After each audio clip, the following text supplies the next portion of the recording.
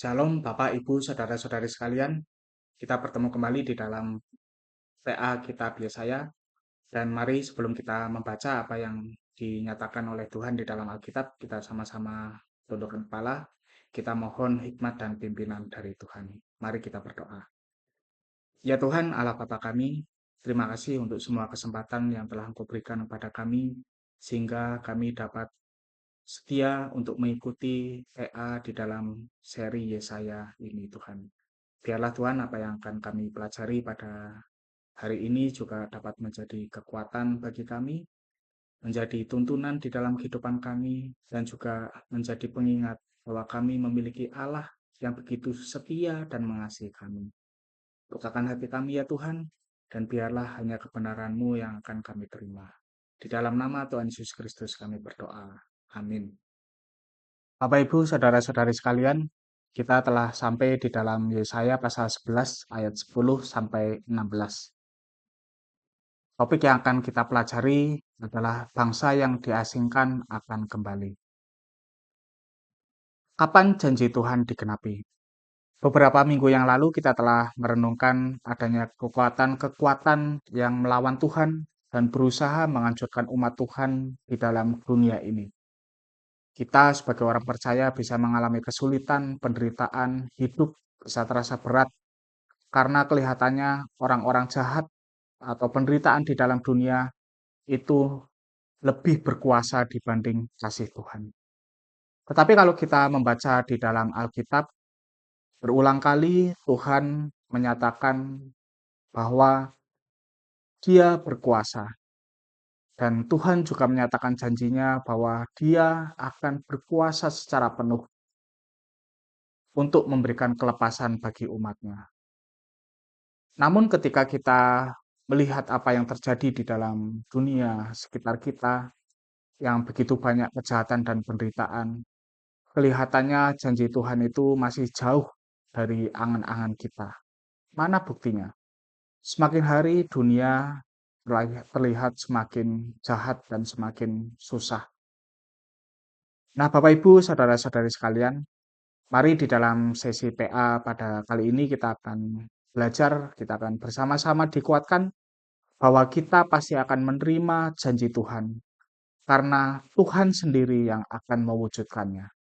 Itu pasti akan terjadi karena apa? Karena Dia adalah Allah yang berdaulat dan tidak ada yang sanggup untuk menghentikan rencananya. Mari kita masuk ke dalam pembahasan. Saya akan membacakan dari terjemahan bahasa Indonesia masa kini. Yesaya pasal yang ke-11 ayat 10 sampai 14. Demikian firman Tuhan. Saatnya akan tiba seorang raja keturunan Daud menjadi pusat perhatian bangsa-bangsa. Mereka akan datang kepadanya dan tempat kediamannya akan disanjung-sanjung. Pada hari itu Tuhan akan sekali lagi memakai kekuasaannya dan membawa pulang umatnya yang tersisa di Asyur dan Mesir, di negeri-negeri Patros, Sudan dan Elam, di Babel, Hamat, dan pulau-pulau yang jauh.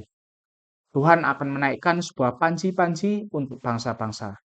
Itulah tandanya Ia mengumpulkan kembali bangsa Israel dan Yehuda yang terserat di segala penjuru bumi dan membawa mereka pulang.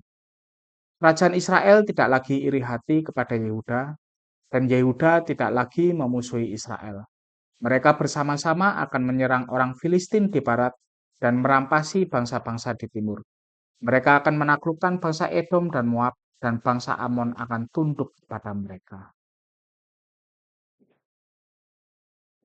Kalau kita merenungkan kembali di dalam ayat 6 sampai 9 yang telah kita baca minggu lalu, bahwa kedamaian yang terjadi di dalam bagian tersebut itu menyebabkan Israel dan Yehuda yang pecah itu kembali bersatu. Jadi mereka bersatu kembali karena wujudnya damaian yang berasal dari Tuhan. Dan kalau kita membaca di dalam bagian ini ayat 11 misalnya di situ dikatakan pada hari itu sekali lagi, dan kemudian ada juga umatnya yang tersisa di Asyur. Apa yang sedang Yesaya nyatakan di sini? Dalam masa pemerintahan raja itu, yaitu Mesias, Allah mengumpulkan orang-orang sisa atau yang biasa disebut dengan remnan, yaitu umatnya sendiri dari seluruh penjuru dunia. Ini mengingatkan pembaca pada Mazmur 74 ayat 2 yang di situ tertulis, "Ingatlah umatmu yang kau pilih sejak dahulu, bangsa yang kau bebaskan agar menjadi milikmu." Jadi di dalam perjanjian lama memang Tuhan telah berulang kali bahwa Dia memilih satu bangsa, yaitu umat pilihan, untuk menjadi bangsa sayangannya dan umat pilihan tersebut akan dibebaskan dari segala cengkeraman yang ada di dalam dunia ini untuk menjadi miliknya secara penuh. Dan ini terwujud ketika raja itu yaitu Mesias bertahta di dunia ini. Dan kedamaian dari Tuhan yang dinyatakan oleh Mesias atau raja tersebut itu menembus semua batas. Tidak akan ada umatnya yang tertinggal. Jadi tadi kalau di dalam ayat-ayat yang baru kita baca, ada orang-orang yang datang dari berbagai penjuru dunia, dari keempat arah mata angin, yang datang pulang dan mereka menikmati hidup sesuai dengan apa yang Tuhan rencanakan. Sebenarnya ini juga dinyatakan di dalam perjanjian baru, misalnya di dalam Kisah Para Rasul pasal yang pertama ayat ke-8, kita pasti sangat mengenal ayat ini, demikian firman Tuhan. Tetapi kalian akan mendapat kuasa kalau Roh Allah sudah datang kepadamu, dan kalian akan menjadi saksi-saksi untukku di Yerusalem, di seluruh Yudea, di Samaria, dan sampai ke ujung bumi. Jadi memang Tuhan bermaksud untuk menawarkan damaian yang telah Dia nyatakan di dalam diri Kristus kepada semua bangsa. Dan kita sebagai umat yang telah ditebus olehnya, kitalah yang diberi tanggung jawab dan kepercayaan untuk mengabarkan kabar baik ini ke seluruh penjuru dunia. Jadi misi Tuhan ini bersifat global. Kita atau gereja tidak bisa lagi berpikir bahwa ruang lingkup pelayanan kita hanyalah di dalam gereja kita secara internal. Tidak. Tuhan mau kita mengabarkan kabar baik ini ke seluruh penjuru dunia. Karena kedamaian yang dinyatakan oleh Tuhan itu menembus batas-batas geografis, batas ras, dan sebagainya. Kemudian umat Tuhan di pembuangan, yaitu Israel yang dibuang ke Asyur, kita bisa membacanya di dalam 2 Raja-Raja 18 ayat 9 sampai 12. Dan kemudian Yehuda yang dibuang di Babel, kita bisa membacanya di dalam 2 Raja-Raja 23 ayat 29 sampai 25 ayat 30. Umat Tuhan ketika mereka ada di dalam pembuangan, mereka hilang kebebasannya dan mereka tidak lagi memiliki kekuatan, tidak berdaya karena ada di dalam cengkeraman musuh. Dan pada titik itulah mereka hanya bisa berharap kepada Tuhan. Bapak, Ibu, saudara-saudari sekalian, seringkali kita sebagai umat Tuhan juga bisa lupa untuk bersandar kepada Tuhan ketika ada di dalam keadaan yang kuat. Ketika kita masih muda, punya jabatan, keuangan stabil, kita bisa mudah untuk bersandar pada hal-hal tersebut dan kita melupakan Tuhan sebagai sumber yang memberikan hal-hal tersebut kepada kita. Namun, jangan sampai ketika kita sudah ada di dalam keadaan yang terjepit, kondisi yang tidak berdaya, baru kita ingat Tuhan. Selagi ada kesempatan, Bapak, Ibu, saudara-saudara sekalian, mari pergunakan waktu untuk berelasi dengan Tuhan dan melayani Tuhan. Jadi jangan dianggap relasi dengan Tuhan, termasuk juga membaca Alkitab atau ikut PA seperti ini, melayani Tuhan di gereja maupun di dalam panggilan-panggilan lain, itu adalah suatu beban. Tidak. Itu adalah suatu anugerah dan kesempatan seperti itu tidak akan selamanya ada. Ada saatnya jika kita nanti sudah secara fisik atau ada kondisi-kondisi tertentu di dalam kehidupan di sekitar kita, sehingga kita tidak lagi bisa melayani Tuhan dengan penuh sesuai dengan apa yang bisa kita berikan di dalam masa jaya kita. Maka ketika ada waktu, marilah kita gunakan sebaik-baiknya untuk berelasi dan melayani Tuhan. Kemudian di dalam ayat 12, di situ Yesaya menuliskan ada kata panji-panji. Apa maksudnya? Jadi ini adalah peringatan kepada bangsa-bangsa di sekitar Israel. Jadi ketika itu Tuhan akan membawa mereka pulang dan panji-panji yang dinyatakan di dalam ayat ini berarti apa? Bangsa-bangsa di sekitar Israel, mereka jangan coba-coba untuk menghalangi umat Tuhan untuk pulang. Jadi mereka harus membuka jalan dan membiarkan bangsa Israel kembali. Panji-panji ini menyatakan bahwa Tuhan sendirilah yang memegang kedaulatan atas mereka semua, baik bangsa Israel maupun bangsa-bangsa di sekitar mereka. Jadi jangan coba-coba melawan Tuhan. Tuhan yang memegang kedaulatan, memegang kendali. Ketika Tuhan sudah merencanakan sesuatu, maka tidak ada yang sanggup menghalanginya. Itu juga dengan musuh Israel. Tidak ada yang sanggup menghalangi ketika Tuhan sudah berketetapan untuk membawa Israel pulang ke negeri mereka, ke negeri asal mereka. Kemudian mari kita lanjutkan di dalam ayat 15 dan juga 16. Demikian firman Tuhan. Tuhan akan mengeringkan teluk Suez. Ia membuat angin panas bertiup sehingga sungai Efrat menjadi 7 batang air yang dangkal. Dan setiap orang dapat menyeberanginya dengan berkasut. Bagi umatnya yang tersisa, akan ada jalan raya untuk keluar dari Asyur, seperti pada waktu Israel keluar dari Mesir. Bapak Ibu, saudara-saudari sekalian, ketika kita merenungkan ya, Tuhan memulangkan umatnya, dan kita melihat di dalam ayat-ayat ini secara kuat menyatakan bahwa anugerah Tuhan pasti terwujud. Tidak ada yang dapat menghalangi rencana Tuhan untuk memulangkan umatnya kembali dari pembuangan. Yehuda kembali dari Babel, dan kemudian nubuat ini juga tidak hanya digenapi ketika bangsa Yehuda kembali dari Babel, tetapi juga digenapi ketika umat Tuhan yang dikumpulkan ketika Kristus datang kedua kali. Jadi tidak hanya berlaku bagi Babel, tetapi juga berlaku bagi kita semua orang-orang yang percaya kepada Tuhan. Kelak kita akan dikumpulkan dan kita akan hidup tinggal bersama-sama dengan Tuhan di surga. Ayat 16, keluar dari Asyur dan kemudian Israel keluar dari Mesir. Ini ada padanan dua peristiwa yang berbeda. Dan ini menggambarkan bahwa kekuatan yang ditunjukkan Tuhan pada masa lalu ketika membawa Israel keluar dari Mesir, itu jugalah yang akan ditunjukkan pada masa Yesaya ini bernubuat, yaitu ketika Yesaya memberikan jaminan kepada umat Tuhan bahwa mereka juga akan dikembalikan oleh Tuhan dari pembuangan.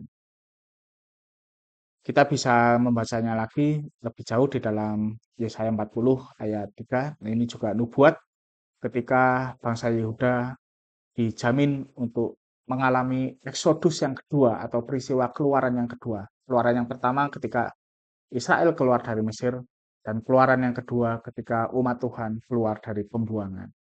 Ada suara yang berseru, siapkanlah jalan di padang gurun bagi Tuhan. Luruskanlah jalan raya di padang belantara bagi Allah kita. Ini juga nubuat yang dinyatakan ulang, digenapi di dalam perjanjian baru ketika Tuhan Yesus lahir di dalam dunia. Perlu diperhatikan Bapak Ibu, saudara-saudari sekalian, di dalam catatan Alkitab sebenarnya hanya diceritakan adanya pemulangan orang-orang Yehuda dari Babel. Jadi setelah Babel dikalahkan Persia, orang-orang Yehuda itu kemudian pulang kembali ke Yerusalem. Bagaimana dengan orang-orang Israel atau kerajaan utara yang dibuang sebelumnya ke Asyur? Jadi Israel dibuang terlebih dulu ke Asyur, baru kemudian Yehuda dihancurkan oleh Babel dan dibuang ke Babel.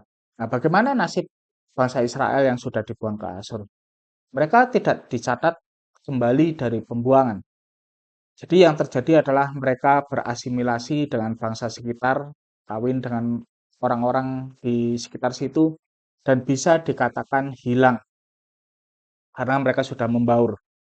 Tetapi kemungkinan ada remnan atau orang sisa dari Israel yang ketika Asyur menyerang, mereka kemudian menyelamatkan diri ke Yehuda.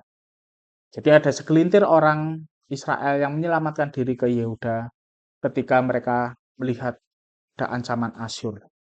Dan ketika Asyur menghancurkan kerajaan utara, orang-orang yang sudah mengungsi ke Yehuda atau kerajaan selatan itu selamat. Dan ketika Yehuda jatuh ke dalam pembuangan di Babel, maka orang-orang tersebut juga ikut dibuang ke Babel. Nah, jadi kemungkinan ketika Yesaya menuliskan ada orang Israel yang kembali dari pembuangan di Asur, yang dimaksudkan adalah orang-orang Israel yang dulu sempat mengungsi ke Yehuda, dan ketika Yehuda dibuang ke Babel, maka orang-orang tersebut juga kembali dari pembuangan.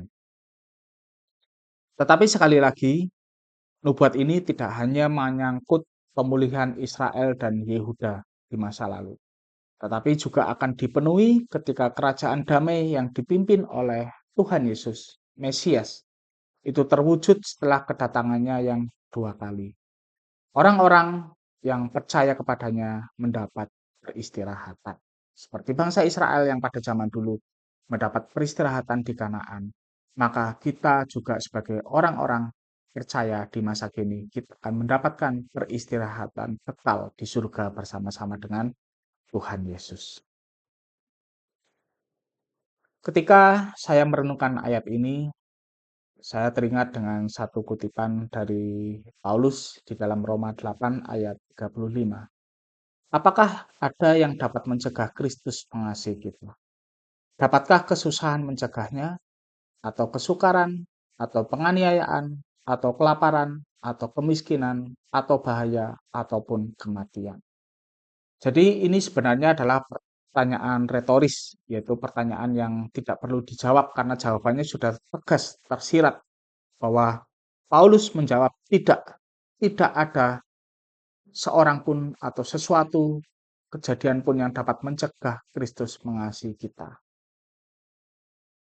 Dunia dan iblis itu selalu berusaha mengagalkan manusia menerima anugerah dan menikmati anugerah dari Tuhan. Adam ketika ada di dalam Taman Eden, dia digoda oleh iblis. Kemudian Israel mengalami bencana kelaparan, lalu mengalami penindasan di Mesir. Israel dan Yehuda jatuh ke pembuangan. Kemudian pada zaman perjanjian baru, Herodes memerintahkan membunuh bayi-bayi. Dan Yudas, pemuka Yahudi Romawi, ketiga kelompok tersebut berkomplotan dan berusaha membunuh Yesus. Ketika Paulus dan para rasul melayani juga mereka mengalami penganiayaan, tantangan iman juga semakin meningkat di masa kini. Gambar yang saya tayangkan di layar ini adalah laporan dari salah satu lembaga misi yaitu Open Doors yang melayani di negara-negara di mana terdapat banyak penganiayaan terhadap orang Kristen. Dan lembaga misi ini setiap tahun mengeluarkan satu laporan, yaitu pemetaan negara-negara atau wilayah-wilayah di dalam dunia ini yang sangat keras menentang kekristenan. Jadi kalau kita melihat ya dari berbagai warna tersebut, jadi warna yang kuning yang paling cerah itu adalah wilayah-wilayah tempat penganiayaan pada orang Kristen itu tinggi. Dan kemudian yang paling merah itu adalah wilayah-wilayah yang terdapat penganiayaan kepada orang Kristen secara ekstrim. Dan kalau kita melihat petanya, bagian yang berwarna ini sangat luas. Jadi memang demikian yang terjadi pada dunia pada masa kini. Orang Kristen ini semakin tertindas, semakin banyak yang menganiaya. Dan penderitaan yang dialami oleh orang Kristen itu akan semakin meningkat menjelang akhir zaman. Tapi seperti yang kita baca, Tuhan berdaulat. Kristus telah menang dan orang-orang yang percaya kepadanya pasti akan diselamatkan. Tidak ada pihak yang bisa menghalangi orang-orang percaya untuk menerima kasih Kristus. Umat Tuhan dan gereja Tuhan buktinya tetap berdiri kokoh dan ini juga akan mendapatkan penjagaan sendiri dari Tuhan.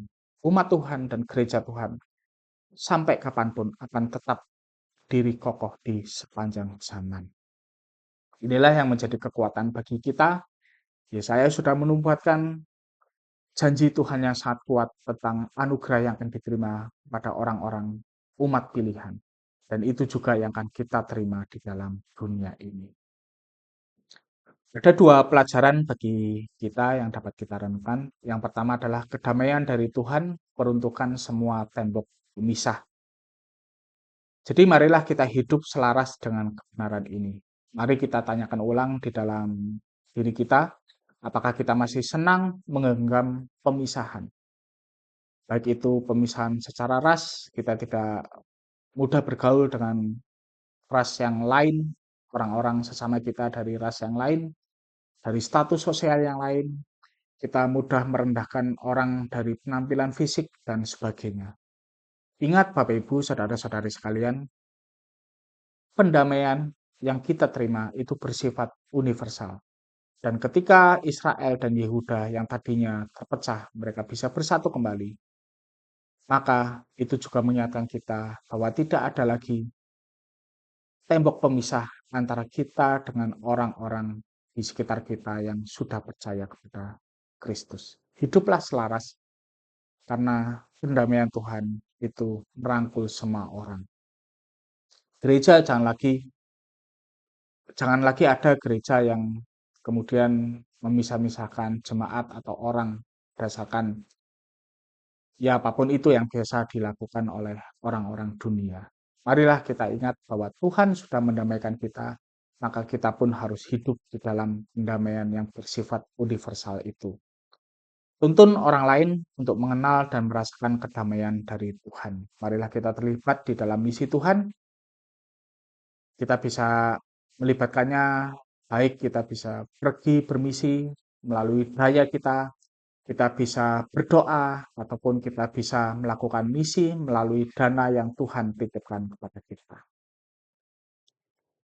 Yang kedua, Bapak Ibu, saudara-saudari sekalian, pelajarannya adalah janji Tuhan atas keselamatan pasti terwujud. Karena Tuhan sendiri yang menjamin, maka kita pasti sanggup tahan. Jadi jalanilah hidup dengan taat dan setia kepada Tuhan. Apapun rintangannya, Tuhan yang menjamin kemenangan. Tugas kita hanyalah taat dan bersandar kepadanya. Tugas kita hanyalah bertahan di dalam kebenarannya, apapun rintangannya. Kita pasti menang karena Tuhan sendiri yang menjamin.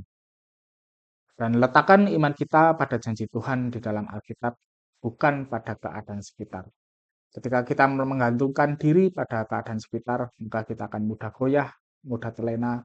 Tetapi ketika kita meletakkan iman kita pada janji Tuhan yang dinyatakan di dalam Alkitab, maka kita akan memiliki kekokohan di dalam hidup. Karena apapun yang terjadi di dalam dunia ini tidak ada yang bisa menandingi kedaulatan Tuhan. Supaya dapat mengerti apa yang baru saja kita pelajari lebih dalam, mari kita renungkan dua pertanyaan ini. Yang pertama, apa saja yang biasa menjadi sumber perpecahan di dalam keluarga, gereja, atau tempat kerja Anda? Bagaimana Anda bisa menebarkan damai di tengah situasi tersebut? Pertanyaan yang kedua, apa yang harus Anda lakukan supaya bisa tetap bertekun mengharapkan janji Tuhan di dalam keadaan yang sangat menakjubkan? Corrie ten Boom menyatakan demikian, biarlah janji Tuhan bersinar atas masalah-masalahmu. Ini adalah seorang yang bertahan di dalam penderitaan waktu zaman Nazi di Jerman. Dan di dalam kesulitan hidup yang sangat mengerikan seperti itu, dia tetap mampu bertahan karena apa? Dia ingat atas janji-janji Tuhan yang lebih besar dibanding masalah apapun yang ada di dalam dunia ini. Mari kita tutup renungan pada sesi ini kita akan bersama-sama berdoa kepada Tuhan untuk mengucapkan syukur dan komitmen kita kepadanya. Mari kita berdoa. Ya Tuhan, terima kasih atas kesetiaan-Mu untuk menggenapi janji-janji-Mu yang dinubuatkan di dalam Alkitab.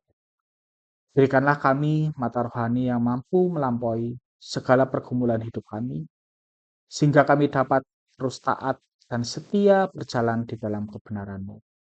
Pakailah hidup kami Tuhan, supaya banyak orang juga mengenal dan menerima anugerah yang telah Engkau sediakan ini. Mari kita terima berkat dari Tuhan. Tuhan memberkati engkau dan melindungi engkau. Tuhan menyinari engkau dengan wajah-Nya dan memberi engkau kasih karunia. Tuhan menghadapkan wajah-Nya kepadamu dan memberi engkau damai sejahtera. Amin.